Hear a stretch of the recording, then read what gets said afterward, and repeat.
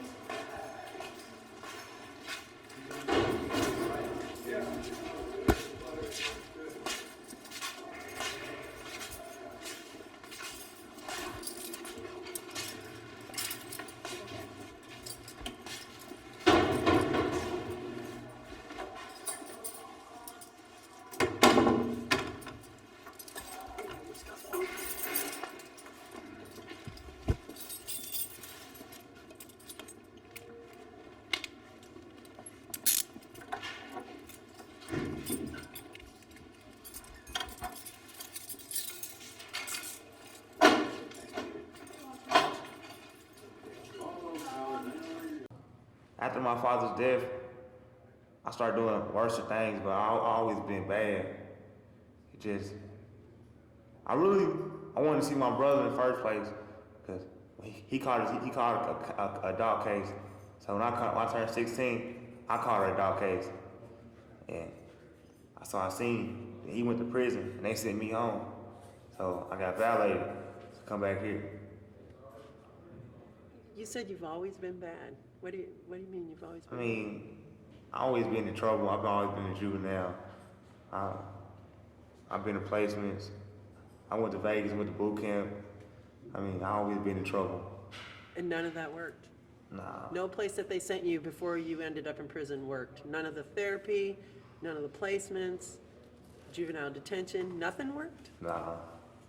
Why do you think it didn't work? You can't change nobody that don't want to change. So you don't want to change? I do now, not really, but I don't. This not gonna make me better or worse. Well, it ain't gonna make me worse, it's what I do. Do you remember, what's your first memory of getting in trouble or doing something bad? Do you remember how old you were? I was 9, with a juvenile, and I liked it. Tell me about that, how old you were and what you were doing. I was at school, and I got in a fight with this dude, and they tried to, basically, put me in a little room, and I didn't want to go in the room. So I grabbed a chair, and I threw it at the teacher, and he tried to grab me. I grabbed his watch, and I split his wrist open. So they locked me up, sent me to juvenile. Were you just angry by age 9? Yeah. 9, you're still a little kid. Right? Think of a 9-year-old now. Does that seem weird to you that a 9-year-old would have that much anger? Yeah. Do you remember what you were angry about?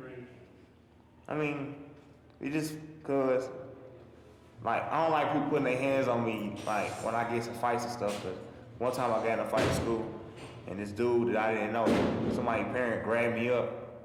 After that, I didn't like people putting their hands on me that I didn't know. And the gym teacher tried to put his hands on me. So I was trying to get off of him. I grabbed his watch, and I was pulling on it. I guess it cut his wrist. How do you think people on the outside view you? What do you think they think about you? Here's a 17-year-old in a maximum security adult prison who also happens to be sitting in SEG. What do you think people think about kids like you? Different people, I don't know. I really don't care. What do you want them to think? What do you want them to know? What would you want somebody on the outside to know about you? That I ain't coming back. So you think this is it? You think this is your last time in prison? Yeah. Why? I think it is.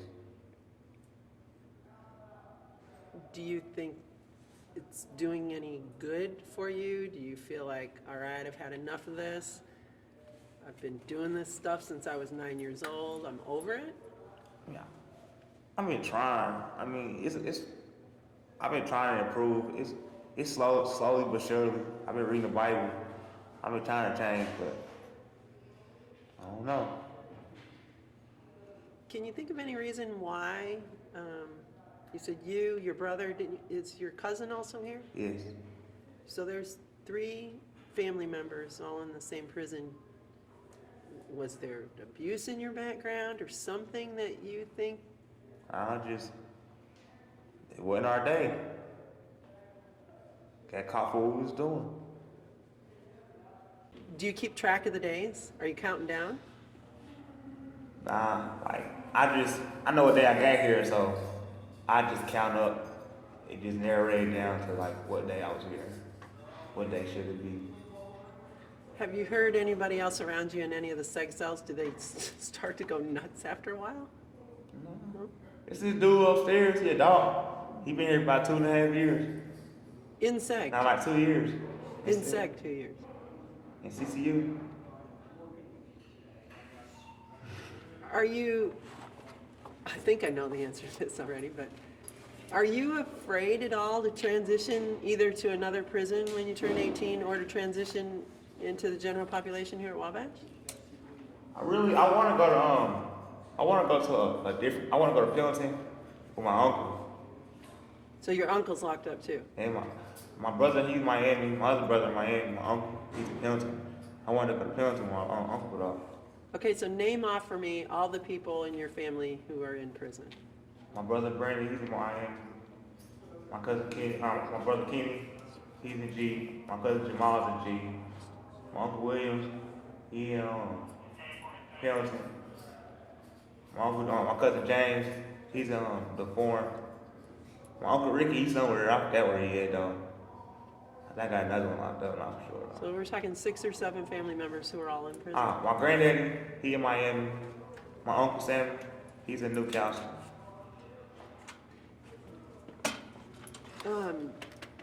So do you think prison's just sort of a way of life for your family?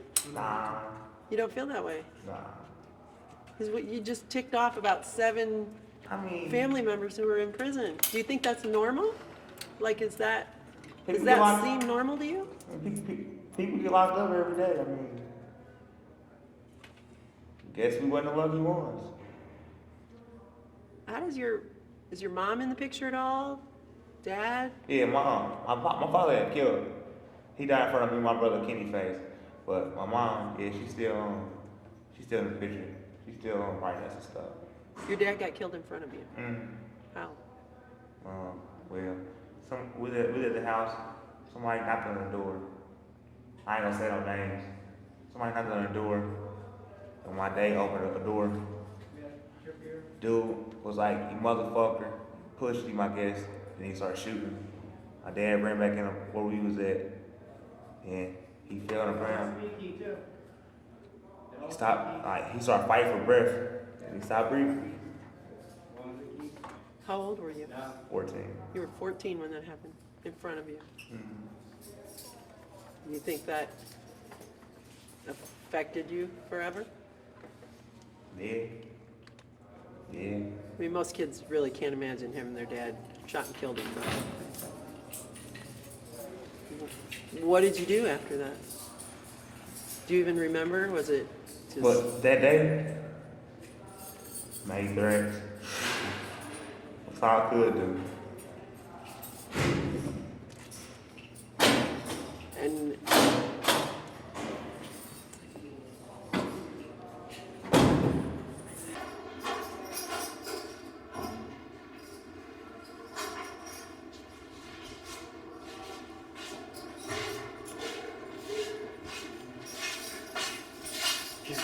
I'm scared.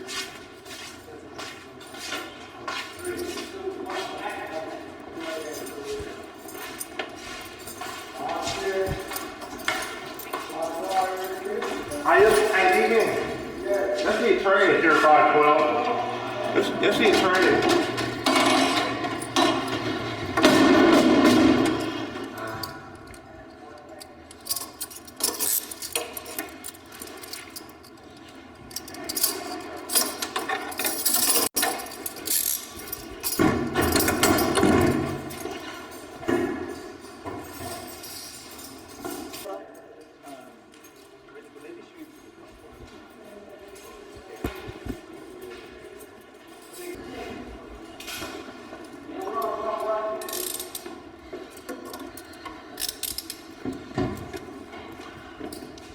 open 501.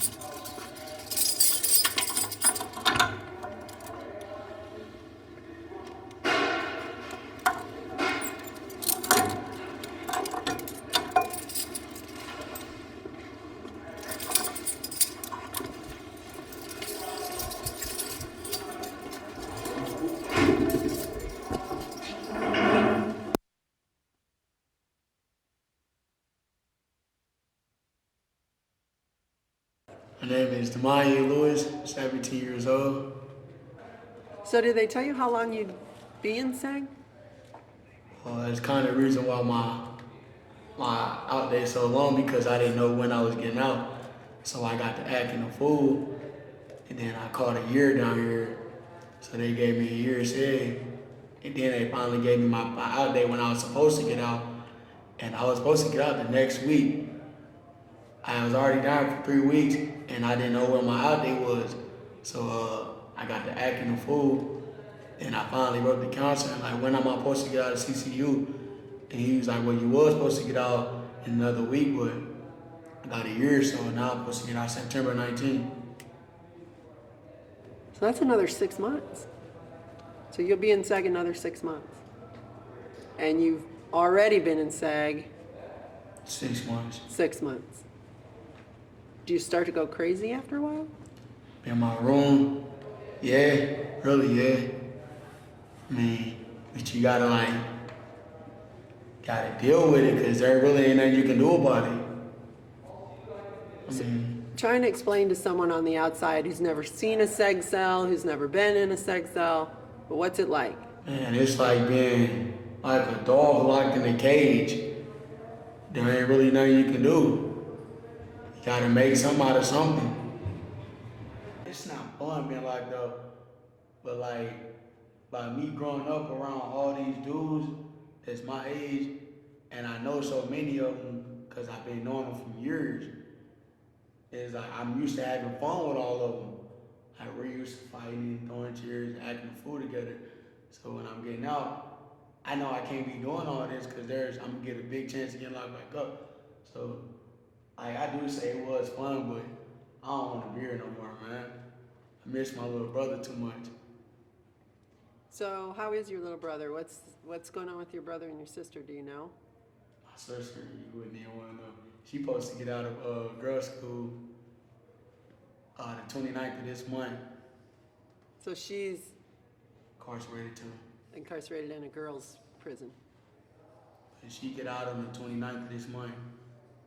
She about to turn 20. And what about your little brother? My little brother, he at home. So he's not in the system yet. He young. I hope he ain't never in there.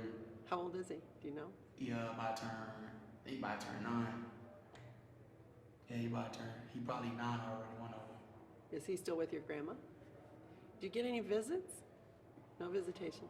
Did you get any visitation when you were in Pendleton at all, or no? It's another thing that when I first got locked up when I was 13, I was getting told that they was gonna come visit me a lot, all that at boys' school. But then I got used to it because it wasn't that they was lying. It's just my grandma used to tell me it's called tough love. So I guess that was her way of punishing me, like no visits. She write me every now and then, but it's cool. And I'm used to it now. Like when I first got here and I was in my county, I never even filled out a visitation list because I knew they wasn't gonna come. But Doesn't that make you feel sad? it do, but so used to it, like my mama, she don't even write me. Never had wrote me, not one time since I've been here, not one time. When was the last time you saw or talked to your mom? Talked to her when I was at the county, like around April something last year, about a year ago. That was when I talked to her. The last time I saw her was when I was out, which is 2009 or 10. Do you think she cares about you? I know she cared about me deep down, but she don't show it really. Has she ever shown it to any of your kids, do you think? Not that I can really, yeah, she had, but I mean, I know she can do way better though, but not really. Do you ever feel sorry for yourself? Like, this really ultimately isn't my fault. Like, if I would have had a different life, maybe it wouldn't have been spent in lockup? I can't really blame it on my family history, because I know most of the stuff that I do it like it's my fault. But I can say, like, if I probably would have had a better background, like if I would have had a father figure there and like to lead me on. And my mom, she was always locked up too when I was young. I can name plenty of times when she got locked up. But that's probably part of it, but I wouldn't blame that, because I mean, I do it. I'm really a cool kid, man. It's just the things I do to get what I gotta get. Would you say overall you think kind of all the kids in a place like this are deep down good kids? Or what would you say to people about kids in the system in general? I can name a handful of kids. I'm not gonna say their name because probably not my problem to say that, but I can name a handful of kids that I know that's real smart, and it's a couple of them on the juvenile side that got family there for them that they don't like. They got family members buying them, got good money, buying them everything that they want, and they trying to be all hardcore and try to hang out in the streets. But when, like, if I had a family there for me to do all that, I wouldn't do none of this. I mean, I got a family, but they can't really support me like that. So that's why, I get into arguing with a couple of them, because I be like, y'all family kids, why y'all do this? I mean, I wish I had a family. I mean, I do, but really, it's all messed up. Last question. If we were going to come visit you in a couple of years, 5 years, 10 years from now, what do you think you'd be like? What do you think your life's going to be like? Well, if you said 5 years, I will be out of here. And hopefully I'll be living good how I plan.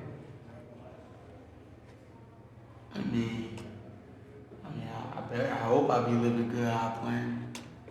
It's a small world now. Your final wish? I got a wish. Wish I could get out of here earlier than I can. Really, that's it, really it. Just wish everybody that got problems to make better for them.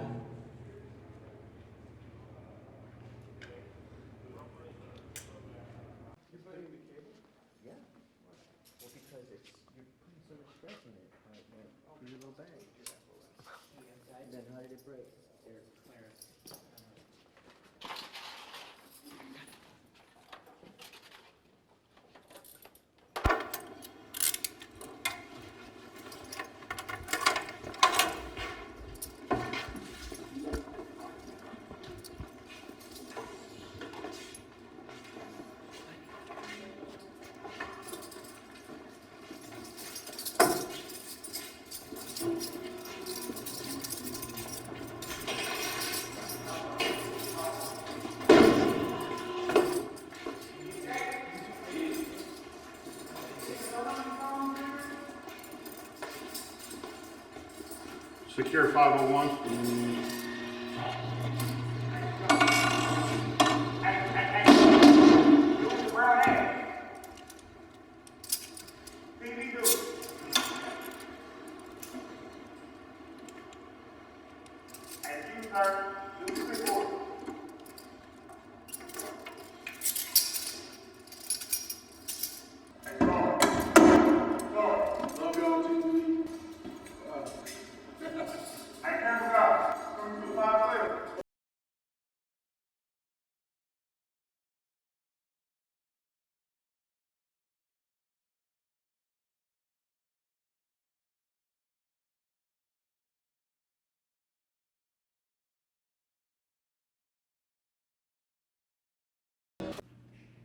You say your grandparents pretty much raised you?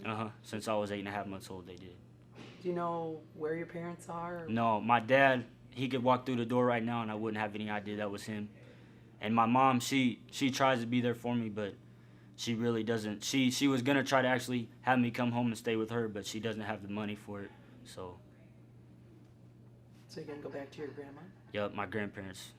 So I've talked to a lot of kids who live with their grandparents.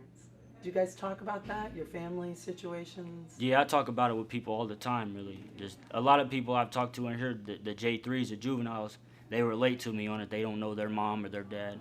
So I kind of relate to a lot of people on that. That's a big part of it with a lot of kids that we've met over the past 10 years. I think it's better for me not knowing my dad than, like, if I would have grew up to the age 13, then he would have walked out. I think it's better for me not knowing him at all. Because you don't know any different. Yeah, exactly. So. Does that make you think about what kind of adult and what kind of parent you want to be someday? The kind of parent I'm gonna be is I'm gonna be there for my child. I'm not gonna walk out.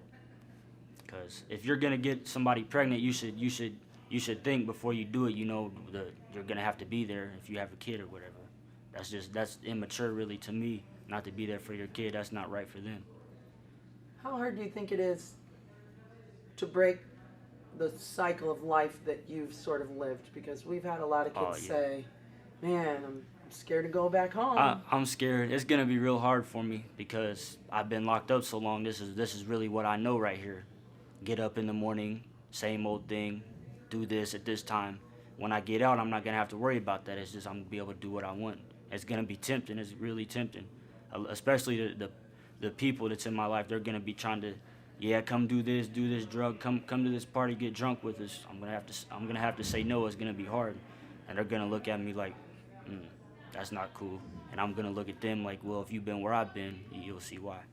So. Would you talk to your old friends about what it's been like on the inside to maybe get them to understand? Oh yeah, of course. Especially my friend, my partner in crime, when I was doing Still in the Cars. He's out there. He's 20 now. He was 16 when I was locked up. He's 20 now. He's on his way to prison. Hopefully I can get out and tell him, look, man, you need to quit doing this type of stuff. Cause I was in juvenile prison, and you definitely don't want to go there. So to men's prison. Is it harder than you thought it would be initially? Oh yeah, I thought it was just, cause my juvenile in my town in Columbus, Indiana, there's no fights really. You just sit there all day and that's it. But here, you look at somebody the wrong way, you have to worry you get in a fight or whatever. And if you get in a fight with one type of person, you get jumped or whatever, and just. You know, we've talked to a lot of kids inside who, when I said, what's your biggest fear about being here, or when you first got here, what scared you the most, and almost everybody said being jumped. I've been jumped a couple of times, but I'm not scared of it. Of course, I don't want it, but if it happens, it happens. But I usually don't put myself in that position to get that done to me, though. How do you stay out of trouble on the inside? Because that's the other thing we've heard is, look, I got to defend myself, but then when you defend yourself, you get dropped levels. That keeps you here longer. How do you stay out of trouble inside? You got to choose who you talk to. Like if you talk to certain people, if you get real cool with them, when they get in a fight, they're gonna expect you to be there, up and jump person. So really, you just gotta, like if I'm trying to go home, for example, I gotta talk to other people that's trying to go home too, not people that's like, F it, I don't care, that type of thing. Like seg ain't nothing to me. Them type of people, you just don't associate with certain people if you know they're trouble. You gotta stay away from them. That's a good point. Kind of hanging with the guys who are at the same level you are. Because I would imagine there are a lot of kids that want to bring other kids down. They're what you call haters. When they find out you go home, if you don't have respect, they'll jump you or whatever, beat you up before you go home. So. Have you spent any time in SEG? Yeah, when I first got here, I was in SEG. The first 3 months I was here, I was perfect. Then after that, they wouldn't let me go home when they were supposed to, so I started acting up. I was in SEG quite a bit. It's not fun at all. Yeah, we filmed a lot. Yeah, it's not fun. It's not fun. What would you want to say to other kids who, we have a lot of younger viewers who watch these shows, who are out there gangbanging, 13, 14 years old, they think they're cool, trying to, be a part of a family. What would you say to them now that you've been through what you've been through? Well, I used to be a gang member, and sometimes you have to do things that you don't necessarily want to do, and if you don't do them, you get beat up, and here on the outs you get killed. It's not what you want really. It's not cool, because later on down the road you get up to a certain part of the gang, you have to kill people. It's just one of the things you got to do, and it's not cool. I've asked this question a lot. How do you ever get out of a gang once you're in?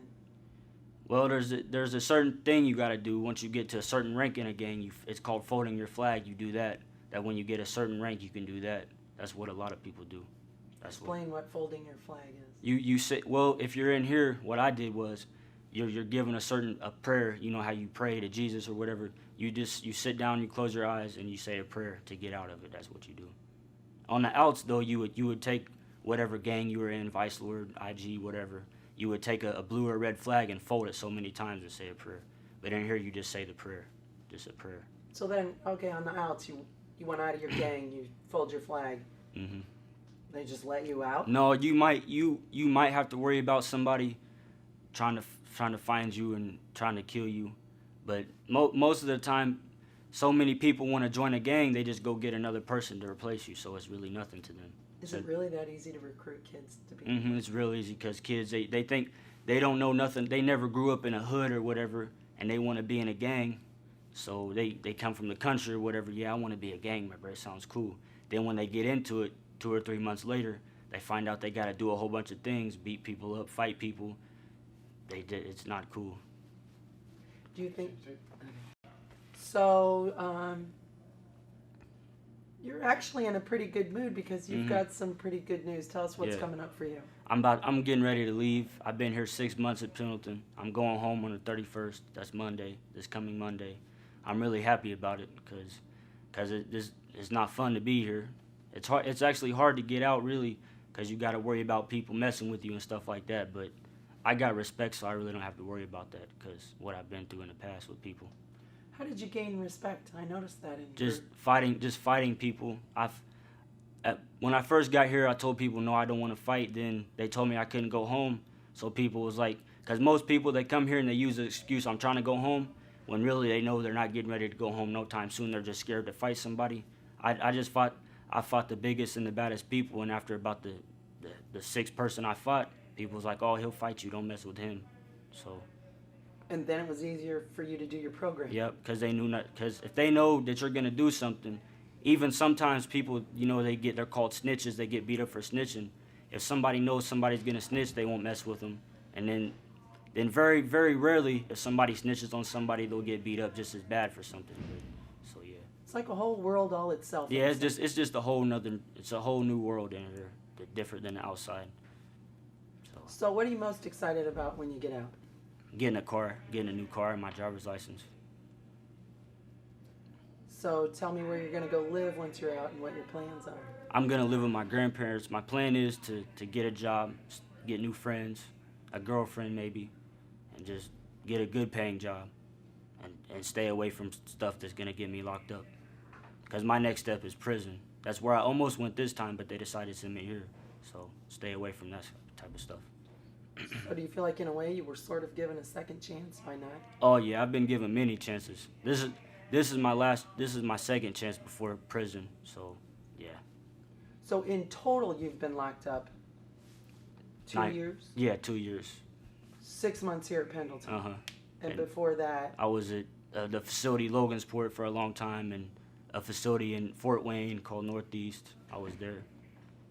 So people probably don't realize you guys end up kind of jumping around. Yeah, we go all over the place. We can go to South Bend, Camp Summit, which is, I don't know where that's at, but it's a long ways away from Indiana.